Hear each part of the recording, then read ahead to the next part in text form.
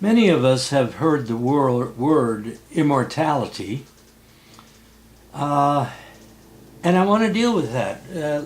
We've heard the word, but some of us could benefit from getting a little more insights about what is meant by that. And there's a man named Loraine Boettner. You can see his book there. It's titled Immortality. And there are problems with that book. It has some good discussions in it. For example, he talks about the doctrine of purgatory by the Roman Church. That's a good discussion. And the dangers of spiritualism. He talks about Harry Houdini and so on. And it's interesting. But in this video, I want to point out weaknesses in what follows.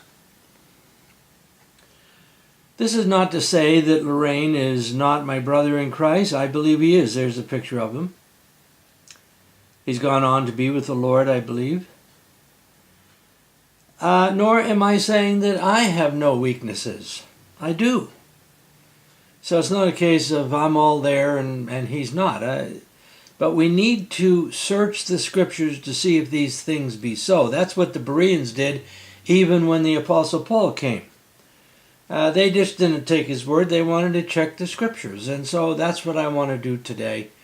I want to check the scriptures, this book in the light of God's word and so on. I think it's important to point out specific weaknesses in this book. And I have a number of books, and when I pass on, assuming that the Lord doesn't return sooner, and if errors are found in my books, then I hope that others will correct them.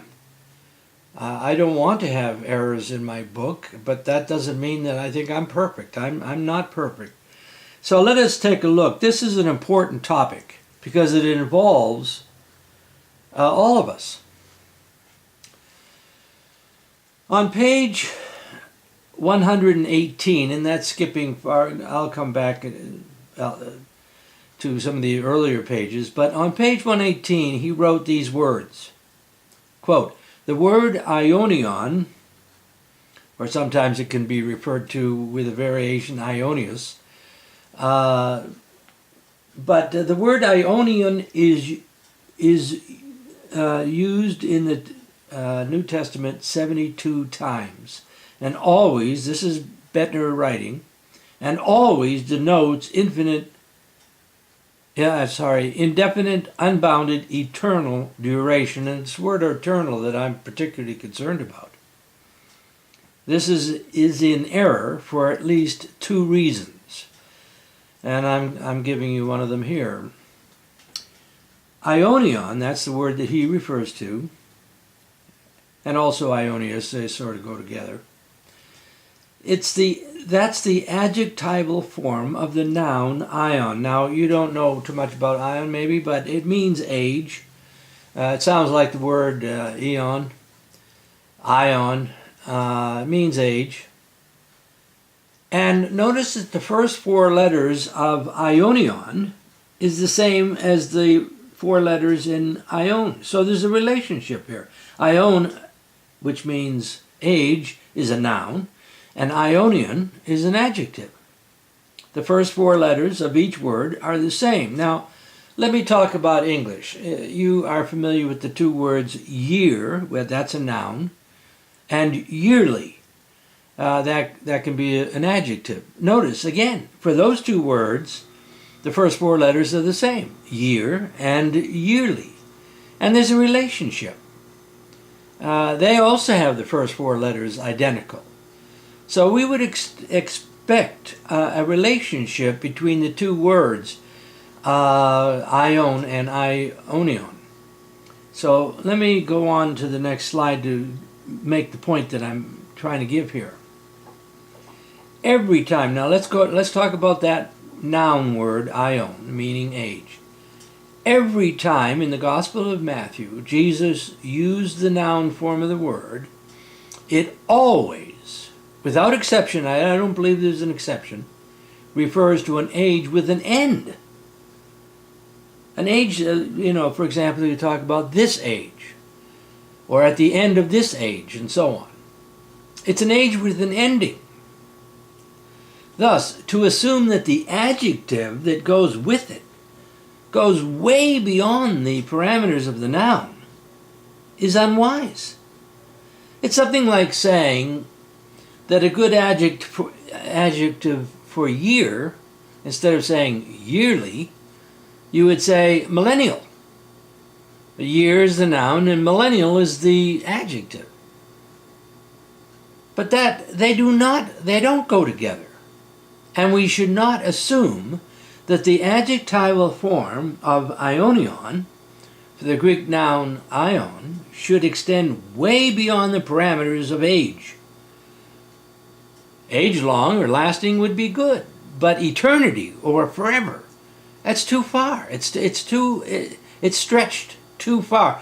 In view of the fact that Jesus always, when he used aion in Matthew, was always a time, an age that had an ending. Secondly, on page 119, the next page, Boettner referred explicitly to Jude verse 7. And I'm quoting him. Listen, this is important. And in verse 7, Boettner is writing, the wicked are referred to as suffering the punishment of aionion fire. And of course, many translations have eternal. But is that a good translation? That's one of the 72 forms that he referred to. But the problem is that he left off the first part of the verse.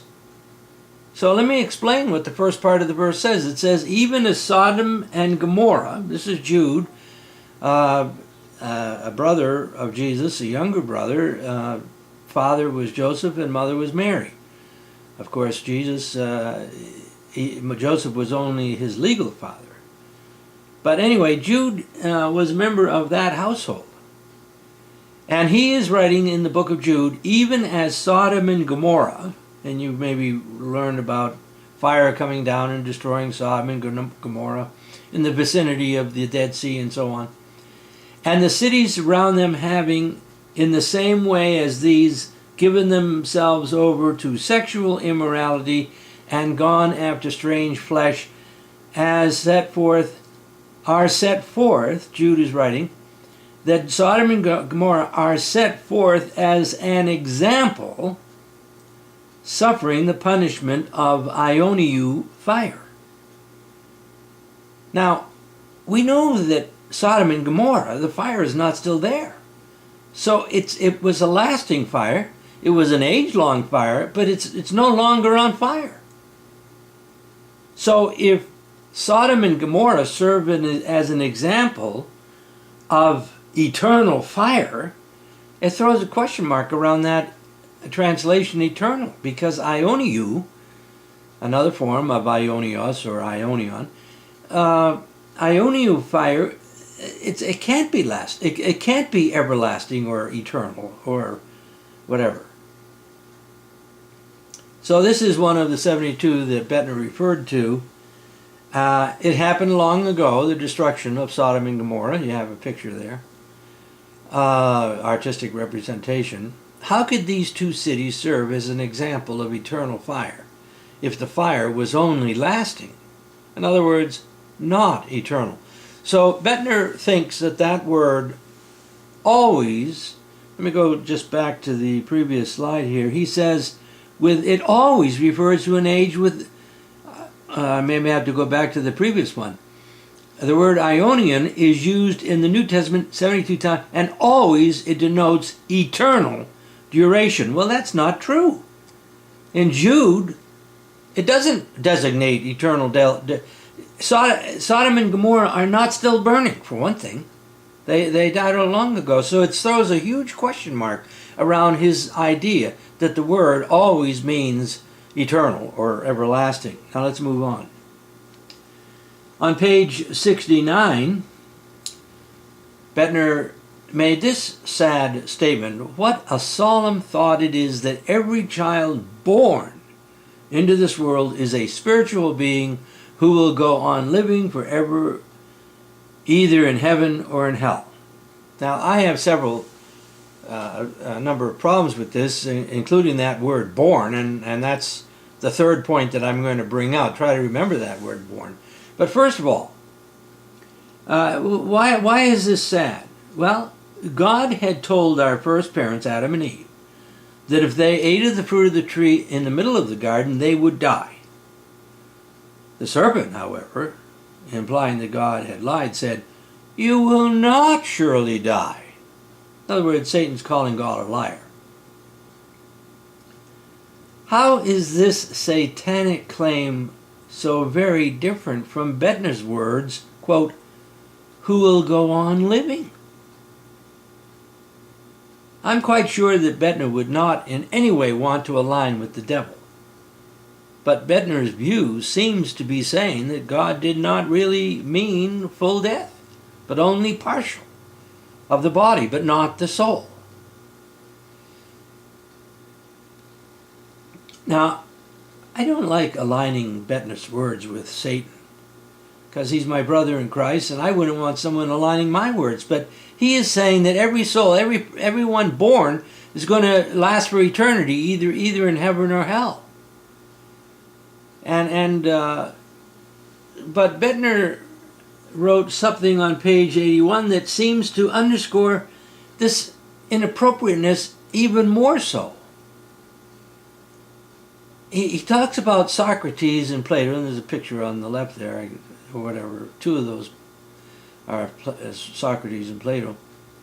He says, and notice the word, the best of the philosophers. Why is he giving endorsement to Socrates and Plato? He says the best of the philosophers, Socrates and Plato, had died with the hope of the immortality on their lips. Well, sure. And as we'll see shortly, they got their idea from Egyptian religion and Pythagoras and so on. But since when should Christians be looking to Greek or Egyptian religion for the belief in the so-called immortality of the soul? I don't deny that Socrates and Plato believed in the immortal soul, but that's no reason for Christians to believe in it. Since when should Christian apologists appeal to Greek philosophers? They got their idea, as I said, of the supposed natural immortality of the soul indirectly from the Egyptians via Pythagoras. Leaning on either Greek or Egyptian philosophy is repugnant. Calvin also seems to have been affected by Plato. I believe Calvin is my brother too, but he did not fully extricate himself from the poisons of Greek thought, Roman tradition, and Tertullian's explicit endorsement of Plato's immortal soul concept.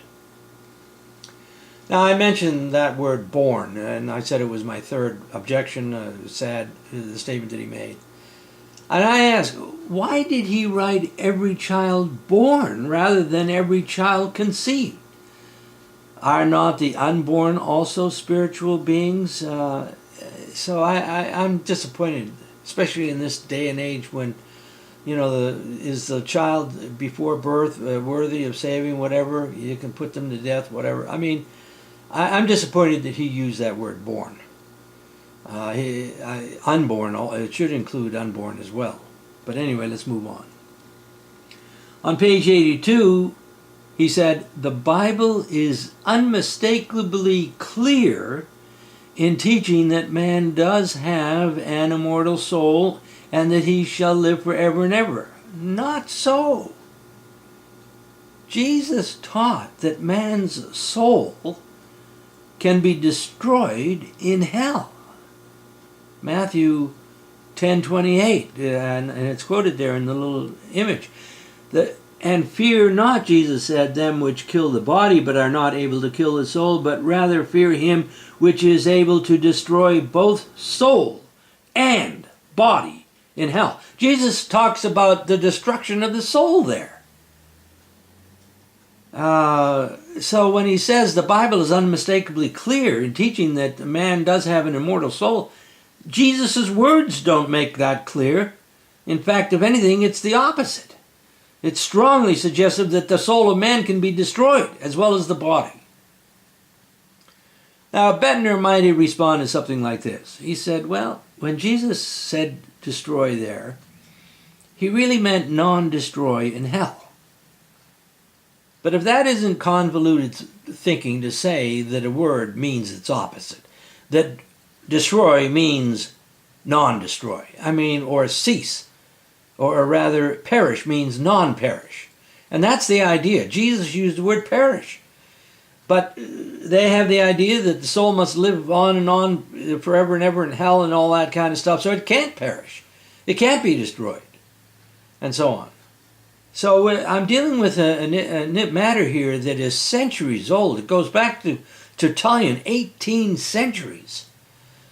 And so, yeah, I know that for some hearing this, they would say, Paul's not teaching what I've learned. Now, that's right. But maybe what you've learned is traditional Roman Catholic type thinking, Greek type thinking, which is not Jesus type thinking. And I just have there for you the Matthew 10:28. There's many other things in the Bible too. On page 94, Boettner wrote, and this is sort of silly too. He says, man is like God and different from all the rest of creation in that he is, and he lists a number of things, but he included immortal. In other words, man is immortal because he possesses a soul that will live forever and ever. In other words, he is like God, God is immortal, and therefore a man is immortal. But Adam and Eve only had potential immortality at best prior to the fall. When they fell, they became mortal. That's the opposite of immortal. Also, God is all-powerful. Does that mean that humans are all-powerful because we're made in God's image? No, that's ridiculous. Or that because God is pure, man must be pure because we're made in his image? We know that man is not pure. So this is sad thinking. I love my brother, Loraine Boettner. I respect him in many ways. But if I were in his shoe, I would want him correcting me if I had put some of this in a book. So let's move on. On page 100, Boettner wrote that there are 31 instances in which the King James Version mistranslated Sheol. And there are many people that are King James only people, and so they would not be happy about Boettner saying that. And I'm not saying that I disagree with Boettner on that point, but I don't think he realized that the Hebrew word olam and the Greek word aionios also have been mistranslated by the King James Version. In other words, Boettner and I agree that the King James Version has mistranslated some words. And I document the mistranslation of the word aionios in that green book. And I document the mistranslation of the Hebrew word olam in that orange book. And if you're interested in getting one of those, I'd say get the second one, the orange one first, because that was written second, and there's a lot of reference to a lot of early church fathers who believed that in conditional immortality and so on, and this was preceding Tertullian. On page 118, Boettner wrote, in opposition to this theory, the Bible not only gives no hint, now hang on to that phrase, of any cessation of the punishment of the wicked, but declares in the strongest terms its endlessness. That's not right. There's many hints. It's misleading. Jesus explicitly said some wicked would be punished with few stripes. That's not infinitely many stripes. And others with many stripes. Neither is that infinitely many stripes. To intimate that this is not a hint, no hint of any cessation. I mean, if a person gets only a few stripes, how what is he going to do for the rest of eternity? It doesn't make sense, especially in view of Jesus' words, fear the one that can destroy not only the body but the soul as well. And there are many other passages in the Bible that talk about proportional punishment. If you get one or both of those books, I give them to you in those books. And I'm not necessarily trying to make money. That's not my point. My point is to get the truth out. I don't like Jesus slandered, being represented as a person who's going to take a child that dies, let's say at age 13, and has to go forever and ever in hell over and over again, zillions and zillions of years and so on. It's not fair. Jesus himself spoke about few and many stripes. And it's not fair to slander Jesus by saying that he's going to give infinitely many stripes to that child in hell forever and ever and ever and ever. It's very sad. I don't like slandering Christ, and I believe there's a sense in which I'm not saying that people are trying. They're trying maybe to honor the Lord, but they're confused, and so they need help about understanding these two words. On page 119, Boettner wrote, "Justice demands that the sinner shall receive punishment commensurate with his crime, not annihilation." Okay, I agree with the first part except the last two words. Of course people should be punished, commensurate with their crime. But keeping them in hell forever and ever and ever and ever and ever, even the person who's just committed relatively few sins, is not commensurate. So it's misleading for him to say that. I realize that there's a lot of the Roman Catholic Church believes in the immortal soul and damnation and so on. But Jesus spoke about eventual cessation of being and proportional punishment. Plus immediate annihilation, that means as soon as you die, bam, it's over. But that's one extreme, and the other extreme is going on in hell forever and ever and ever. Well, can't there be 1,000,000 years? Sure, 1,000,000 years is a huge amount of time, but it's just a drop in the bucket compared to eternity. I'm not even sure that he needs to punish people 1,000,000 years. But 1,000,000 years is a drop in the bucket compared to eternity. So this is an issue that, I think that the church needs to keep the Reformation going. We needed to get away from indulgences, getting people out of purgatory. Purgatory doesn't exist, but paying money to get them out, that's so dishonoring of the gospel. And similarly, this enforcing forever and ever punishment and so on, when Jesus explicitly taught against it, it's not right. Now, to his credit, Boettner does refer to Luke 12, where it says, and he's saying, I think here, the Bible teaches there will be degrees of punishment for the wicked. Some will be beaten with few stripes and some with many stripes, and that's good, I'm glad. But notice his but. He says, but in each case, the punishment continues forever. That's the part that is sad to hear, because it conflicts with Jesus' word about the one who can destroy the soul and the body. Plus, few stripes does not mean forever. The words of Christ in Matthew 10:28 point to the soul being destroyed. So I'm disappointed. I wish in a sense that I didn't have to correct Boettner, but I sense a responsibility to correct him. Maybe something like the Apostle Paul had a responsibility to correct Peter when he was compromising with the Jews from Jerusalem and giving the impression that he wants to separate himself from the Gentiles or whatever. And Paul had to rebuke him. But that was a loving thing for Paul to rebuke Peter.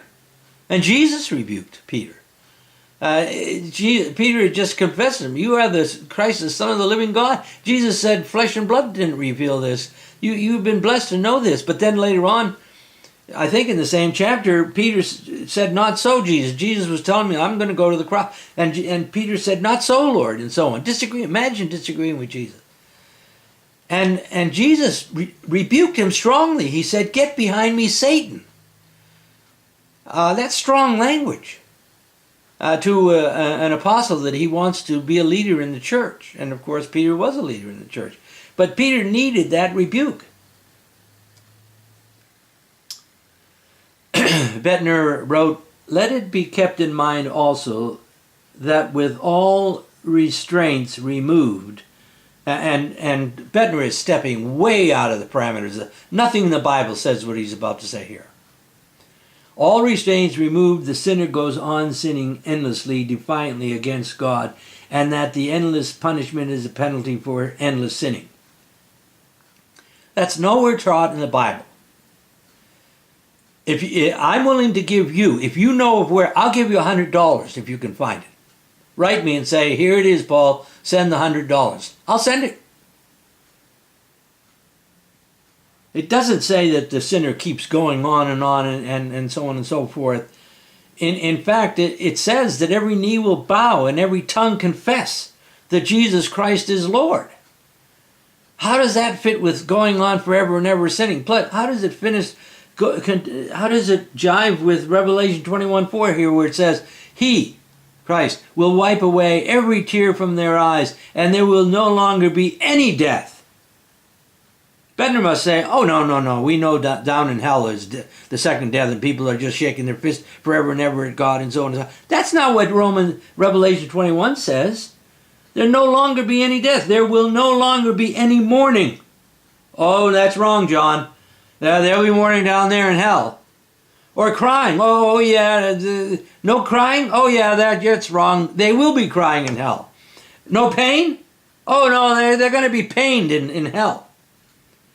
And notice John wrote the first thing. Actually, I think it's Christ speaking.